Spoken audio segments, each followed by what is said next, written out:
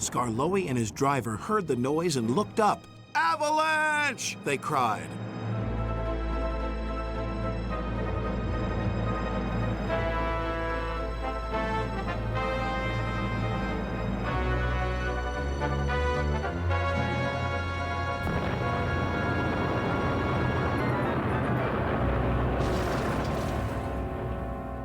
When the snow plume cleared, there was no sign of Skarloey. He was buried deep inside the high drift, blocking the ravine. And then came the funny part.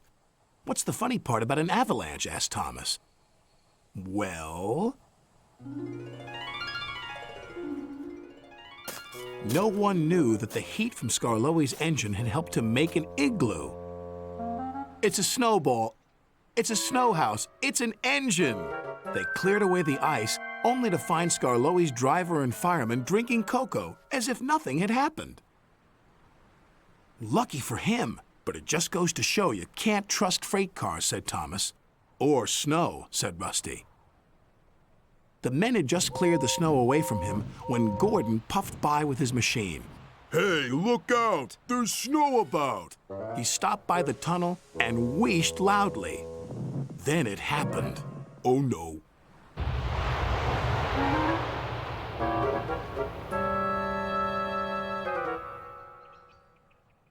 "Help!" cried Gordon.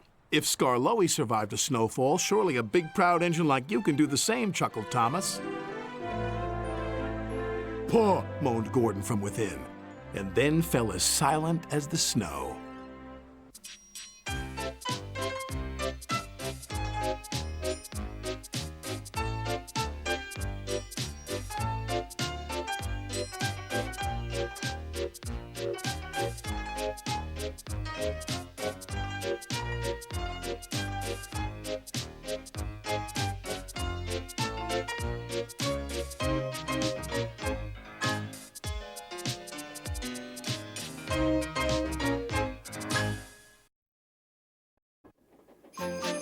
It was Christmas on the island of Sodor. All the engines were working hard. Thomas and Toby were busy carrying people and parcels up and down the branch line. Everyone was happy. Only the coaches, Annie and Clarabelle, were complaining. "It's always the same before Christmas," they groaned. "We feel so full. We feel so full." "Oh, come on," said Thomas. "Where's your festive spirit? Christmas Day is almost here." By the side of the track was a little cottage with a familiar figure waving to them. "It's Mrs. Kindly," whistled Thomas. "Beep, beep! Happy Christmas!" Thomas always felt better for seeing her. "Christmas just wouldn't be Christmas without Mrs. Kindly," he said to himself. When work was over, Thomas went to see the other engines. All their coats had been polished. "Huh," said Gordon. "Just look at us. Your driver will have to work fast to get you as smart as us." "Never mind that," replied Thomas. "I've something important to say. Do you realize it's been a whole year since Mrs. Kindly saved us from a nasty accident? You remember when she was ill in bed and—" "Yes, of course," interrupted Edward. "You told us how she waved her red dressing gown out of her window to warn you about a landslide ahead." "And you and Toby gave her presents?" Percy joined in. "And Sir Topham Hatt sent her to the seaside to get better." "But," said the other engines, "the rest of us never thanked her properly." "Exactly," said Thomas. "So now I think we should all give her a special Christmas party." Everyone was getting very excited, and the drivers felt sure that Sir Topham Hatt would agree, as indeed he did. The engines were all busy making plans when silence fell. Sir Topham Hatt had bad news. "The weather's changed badly. Mrs. Kindly is snowed up. Toby says he'll help to rescue her. You must help too, Thomas. There's no party unless you do." Thomas hated snow, but he said bravely, "I'll try, sir. We must rescue her. We must." "There's a good engine. You and Toby will manage splendidly." Thomas charged the snowdrifts fiercely. Sometimes he swept them aside. Sometimes they stuck fast. And the men had to loosen them.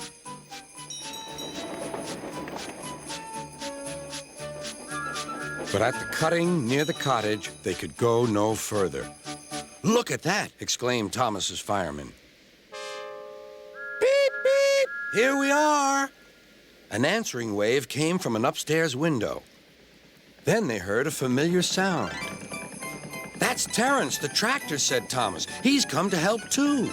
Sure enough, Terence had a snowplow and was working hard to clear a patch to the railroad line and safety. At long last, the rescue was complete. Percy took the tired workmen home. Terence said goodbye to Mrs. Kindly and promised to take care of her cottage as he watched them all set off. The engines made good time. No more snow had fallen, but the yard was dark. There was no one to be seen. Thomas's heart sank. Suddenly, all the lights went on. What a marvelous sight awaited Mrs. Kindly. "Well done," said Sir Topham Hatt. "I'm really proud of you all." Mrs. Kindly especially thanked the smaller engines.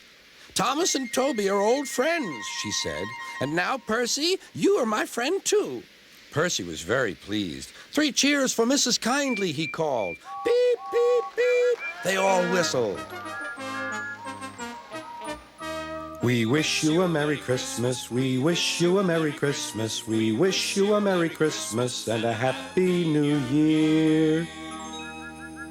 Thomas the Tank Engine and his friends thought it was the best Christmas ever, and Mrs. Kindly could think of nowhere she would rather live than here with them on the Island of Sodor.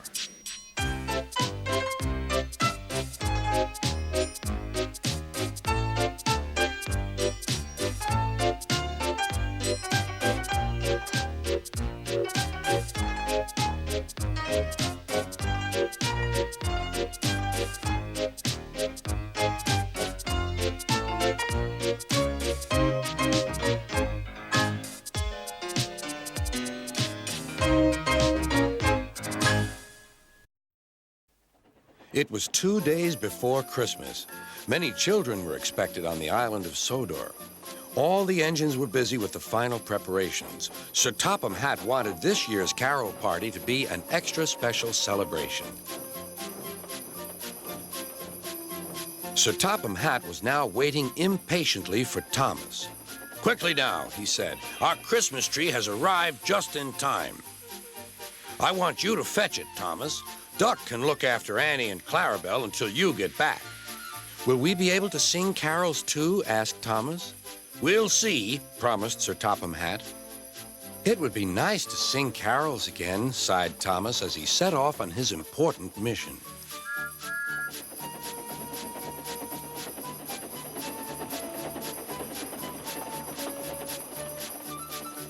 Thomas collected the tree safely, but large snowdrifts lay ahead. "I mustn't be late," he thought. "Sir Topham Hatt is relying on me." Whistling bravely, Thomas tried to move, but he couldn't. There was worse to come. Thomas was snowed under. Meanwhile, the other engines waited and waited. They were grumbling about Thomas for being late. "Silence," said Sir Topham Hatt. "Thomas left the work safely, but snow has brought the telephone lines down. We must assume he is stranded." The engines now felt sorry for Thomas, and cold but confident, the twins set off to the rescue.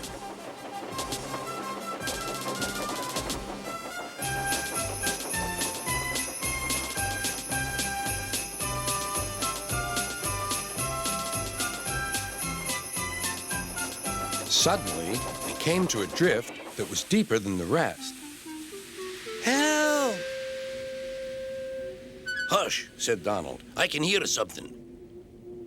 "Probably the wind," said Douglas. "Help!" "No, listen," insisted Donald. "Over here." "Oh, it's Thomas. Come on, the poor wee engine must be frozen to the frames in there." When the workmen arrived, it took some time to decide how to dig away the heavy drifts of snow. Thomas's driver and fireman, who had taken shelter at a nearby cottage, joined the rescue. At last, Thomas and the precious Christmas tree were freed from the snowdrift.